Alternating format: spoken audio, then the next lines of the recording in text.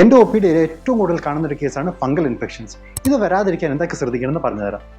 Fungus ഏറ്റവും കൂടുതൽ വളരുന്നത് ചൂടും ഈർപ്പവുമുള്ള ബോഡി പാർട്സിലാണ്. എക്സ്പെഷ്യലി നമ്മുടെ ഇടുപ്പുകൾ, കക്ഷം, ഇൻഫ്രാമെമറി ഏരിയാസിലാണ് ഏറ്റവും കൂടുതൽ കാണുന്നത്. ഇതിനു പുറമെ ഫംഗസ് ഇൻഫെക്ഷൻ സ്വന്തം ബോഡിയിലും മറ്റൊരാളിലേക്കും പെട്ടെന്ന് തന്നെ സ്പ്രെഡ് ചെയ്യും. സോ ഇത് വരാതിരിക്കാൻ വേണ്ടി ആദ്യമേ തന്നെ നമ്മുടെ പേഴ്സണൽ ഐറ്റംസ് ഇൻക്ലൂഡിങ് ഡ്രസ്സ് പോലും ഒരു കാരണം വെച്ചാലും ഷെയർ ചെയ്യരുത്. രണ്ടാമത്, ഡെയിലി കുളിക്കുക.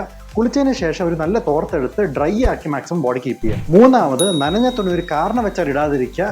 അലക്കിയ തുണി മാക്സിമം വെയിലത്ത് തന്നെ ഉണക്കുക. ഞാൻ ഏറ്റവും കൂടുതൽ ഫംഗൽ ഇൻഫെക്ഷൻ കാണുന്നത് ഹോസ്റ്റലിൽ താമസിക്കുന്നവരാണ്. അതിൻ്റെ പ്രധാന കാരണം എല്ലാവരും കോമൺ ആയിട്ട് ഉപയോഗിക്കുന്ന ടോയ്ലറ്റ് സീറ്റാണ്. അതുകൊണ്ട് തന്നെ ടോയ്ലറ്റിൽ പോകുന്നതിന് മുമ്പും ശേഷവും ടോയ്ലറ്റ് സീറ്റ് മാക്സിമം സാനിറ്റൈസ് ചെയ്യാൻ ശ്രദ്ധിക്കുക.